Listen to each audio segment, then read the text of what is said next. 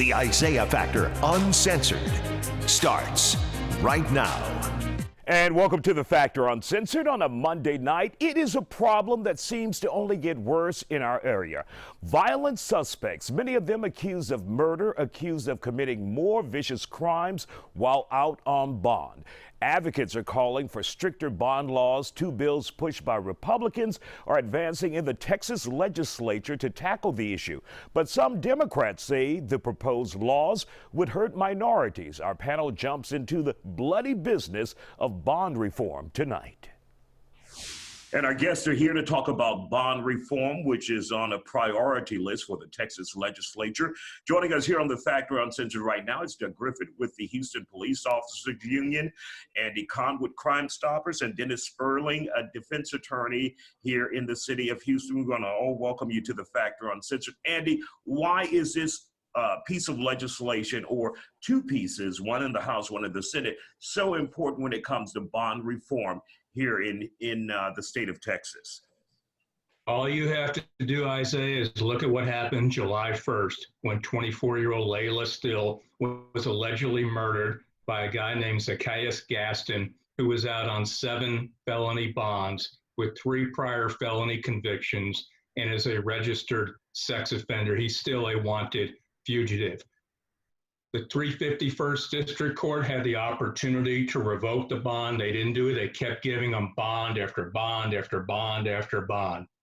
And now you got a 24-year-old mother dead. She is one of 125 people who have been murdered, killed by defendants released on multiple felony bonds, felony PR bonds, and or bond forfeiture in the last several years. Of the 125, 95 have occurred since 2000.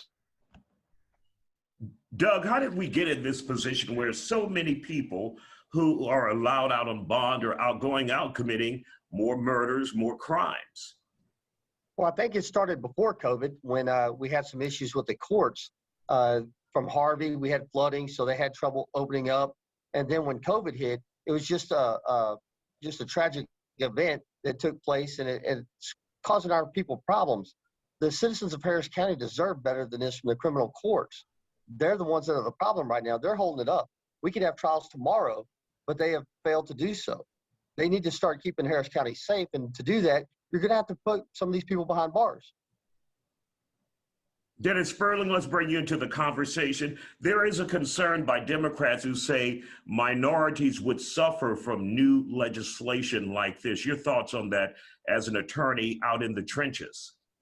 Well, just for clarification, I practiced some criminal defense work, but I purposely stayed away from it just because of subjects like this. I typically deal with litigation, complex environmental litigation specifically, but it just so happens that I am involved in the bail reform process here in Harris County. There are some cases that are pending in the federal court.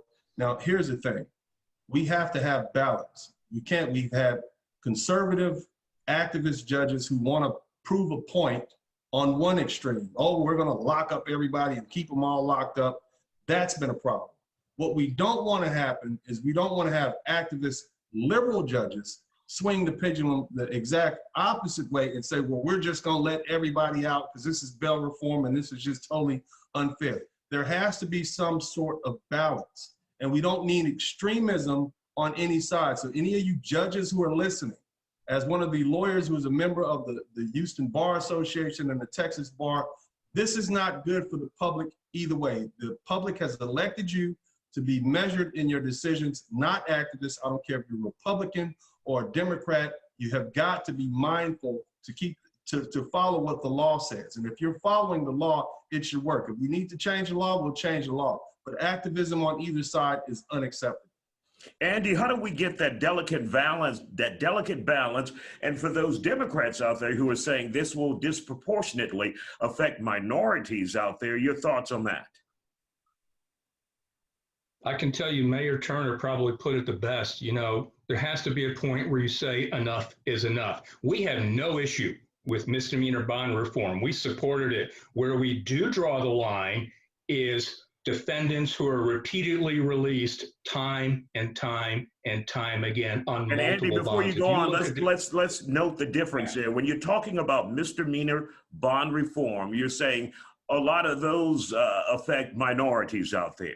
But you're talking about the hardcore criminals. We're talking about the big leagues here. We're talking about the big boys and girls that are charged with felonies. And again, we have no issue with any individual getting out on a felony bond. Where we draw the line is when defendants out on felony bond are then repeatedly arrested time and time again, only to reoffend time and time again.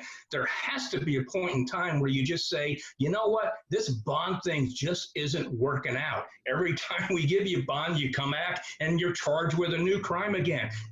Look at the numbers, Isaiah. The amount of offenders released on multiple bonds charged with new crimes have doubled in the last 2 years. We have no idea how many people have been victims of violent crime by defendants released on multiple bond because we don't keep any data or analysis. The bond reform bills will require each court to keep monthly data on offenders granted bond who were then charged with additional crime. And then last time, really quick, Andy, let's get Doug back in there. How difficult or frustrating is it for law enforcement out there when you see someone you've arrested for murder and he's back on the streets in a few days?